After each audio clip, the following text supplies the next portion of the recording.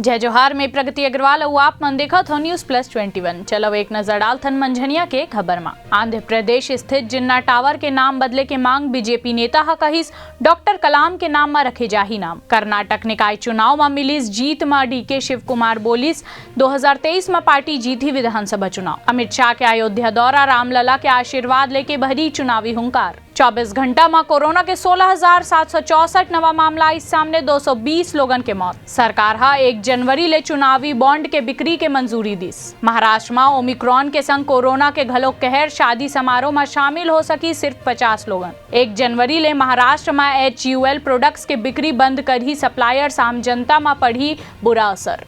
Indian railway के नवा साल में तोहफा, पटना साहिब में 1 जनवरी 2022 ले 23 जोड़ी ट्रेन के ठहराव। छत्तीसगढ़ सीएम हा केंद्र ले नक्सल ऑपरेशन में खर्च करे गई 15,000 करोड़ मांगिस।